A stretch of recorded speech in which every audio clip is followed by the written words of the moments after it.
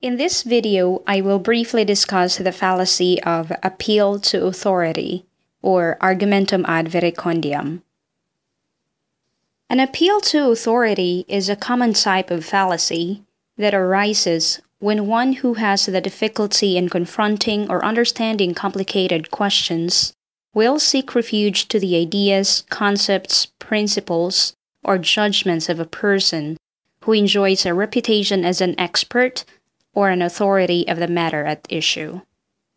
In other words, an appeal to authority is a fallacious argument in which the testimony of someone believed to be an authority is cited in support of a conclusion.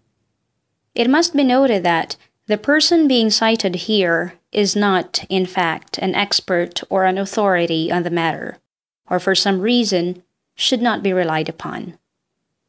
Thus, the fallacy of appeal to authority occurs when the authority cited is not qualified in the relevant matters, or less typically, is not free from adverse influences. Thus, the arguer is relying upon the assertions of someone who is not truly in a position to know. Let's consider the following examples. 1. I know your doctor says you need your appendix removed, but according to the famous herbalist Mar Lopez, people with your symptoms just need a change in their diet plus a daily intake of MX3 capsule. So forget about having your appendix removed. 2. Augustine said there is no salvation outside the Catholic Church. That's reasonable enough for me. The underlying idea of such arguments is that some statement P is true because some authority Q has said it is true.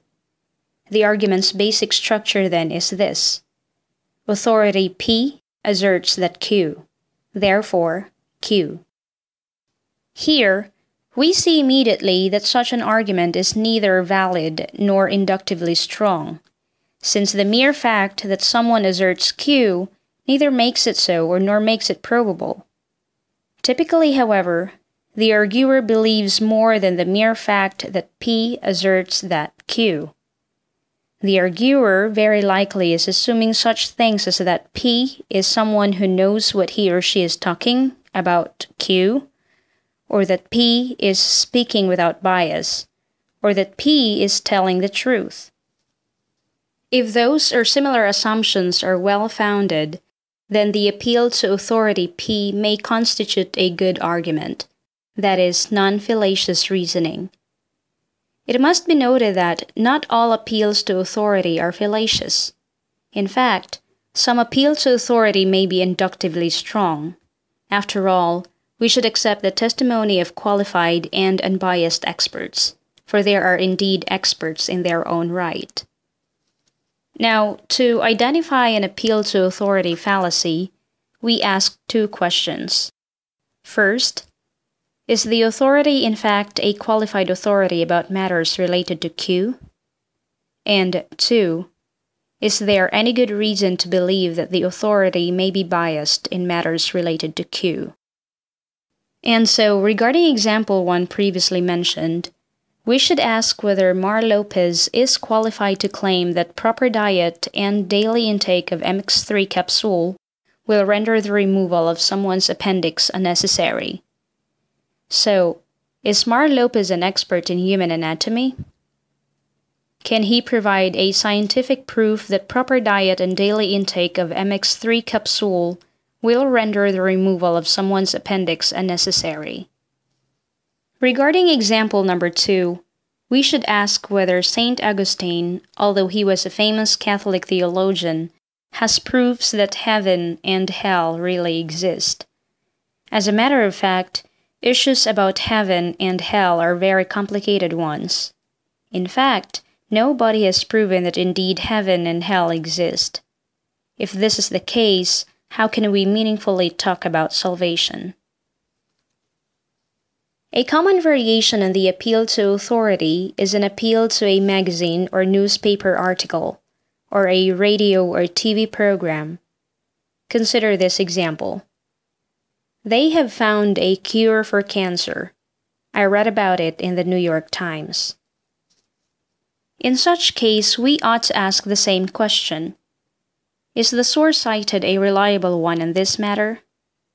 Ordinarily, we should be very suspicious of medical breakthroughs reported in the New York Times, though not of such breakthroughs are reported in, say, the Journal of the American Medical Association. In the same way, we would not expect to get reliable advice about the news or current events in a medical journal.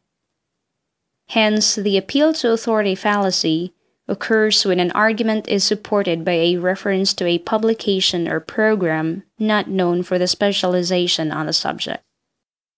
In summary, not all appeals to authority are fallacious. The appeal to authority fallacy only occurs when the arguer appeals to someone who is not an expert in the field for which he or she is cited as support, or who is not unbiased. To recognize the appeal to authority fallacy, we need not only look for an argument based primarily on the premises that some person or some publication reports that Q is true. The fallacy occurs when the person or publication is not relevantly qualified or is not speaking without bias. That's it for now. Thanks for visiting us today for another whiteboard discussion here at PHILO-notes. Full transcript of this video is available at PHILO-notes.com. And to keep you updated of our newest videos, simply click here and subscribe, and tap the bell for notifications. Thanks! Take care!